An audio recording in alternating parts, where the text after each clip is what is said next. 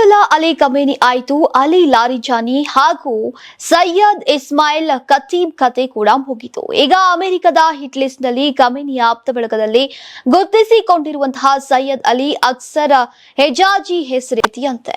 ಇವರು ಇರಾನ್ ಗುಪ್ತಚರ ದಳದೊಂದಿಗೆ ನಿಕಟ ಸಂಪರ್ಕವನ್ನ ಹೊಂದಿದ್ದಾರೆ. 1980ರ ದಶಕದಿಂದ ಗುಪ್ತಚರ ಸಚಿವಾಲಯದ ವಿದೇಶಾಂಗ ವ್ಯವಹಾರಗಳ ಉಪ ಮುಖ್ಯಸ್ಥರಾಗಿ ಸೇವೆಯನ್ನ ಸಲ್ಲಿಸಿದ್ದಾರೆ. ಸುಪ್ರೀಂ ಲೀಡರ್ ಕಚೇರಿಯಲ್ಲಿ ಉಪ ಮುಖ್ಯಸ್ಥರಾಗಿ ಕಾರ್ಯವನ್ನ ನಿರ್ವಹಿಸಿದ್ದಾರೆ. ಇವರ ಮೇಲೂ ಈಗ ಅಮೆರಿಕ, ಇಸ್ರೇಲ್ ಕಣ್ಣಿಟ್ಟಿದೆ.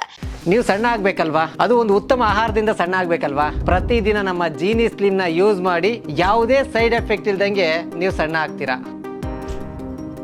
ಇನ್ನು ಇರಾನ್ನ ಭದ್ರತಾ ಅಧಿಕಾರಿಯಾಗಿರುವಂತಹ 64 ವರ್ಷ ವಯಸ್ಸಿನ ಎಸ್ಕಾಂದರ್ ಮೊಮೇನಿ ಕೂಡ ಅಮೆರಿಕದ ಟಾರ್ಗೆಟ್ ಆಗಿದ್ದಾರೆ. ರಾಷ್ಟ್ರೀಯ ಭದ್ರತಾ ವಿಷಯದಲ್ಲಿ ಡಾಕ್ಟರೇಟ್ ಪದವಿ ಪಡೆದಿರುವಂತಹ ಇವರು 2009ರಿಂದ 2014ರವರೆಗೆ ಸಂಚಾರ್ ಪೊಲೀಸ್ ಮುಖ್ಯಸ್ಥರಾಗಿ ಕಾರ್ಯವನ್ನ ನಿರ್ವಹಿಸಿದ್ರು. 2005ರಿಂದ 2008ರವರೆಗೆ ರಾಷ್ಟ್ರೀಯ ಪೊಲೀಸ್ ಕಾರ್ಯಾಚರಣೆಯ ಉಪ ಮುಖ್ಯಸ್ಥರಾಗಿ, 2004ರಿಂದ 2005 ವರೆಗೆ ಪೊಲೀಸ್ ಎಮರ್ಜೆನ್ಸಿ ಸೆಂಟರ್ ಮುಖ್ಯಸ್ಥರಾಗಿ ಕೆಲಸವನ್ನ ಮಾಡಿದ್ರು. ಇವರ ಹೆಸರು ಕೂಡ ಟಾರ್ಗೆಟ್ ಲಿಸ್ಟ್ ನಲ್ಲಿದೆ. ಇನ್ನು ಟಾರ್ಗೆಟ್ ಲಿಸ್ಟ್ ನಲ್ಲಿರುವಂತಹ ಮೂರನೆಯ ಹೆಸರೇ ಯಾಹ್ಯಾ ರಹೀಂ ಸಫಾವಿ. ಇವರು ಹಿರಿಯ ಮಿಲಿಟರಿ ಸಲಹೆಗಾರ.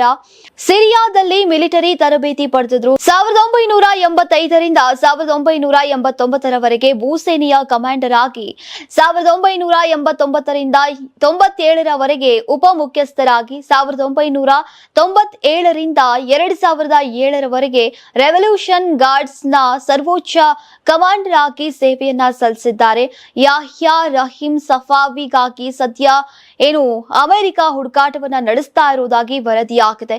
ಇನ್ನು ಇರಾನ್ ನಾಯಕ ಮೊಜ್ತಬಾ ಖಮೇನಿ ಸೇರಿದಂತೆ ಈಗ ಈ ನಾಲ್ವರಿಗಾಗಿ ಇಸ್ರೇಲ್ ಹಾಗೂ ಅಮೆರಿಕ ಹುಡುಕಾಟವನ್ನ ನಡೆಸ್ತಾ ಇವೆ.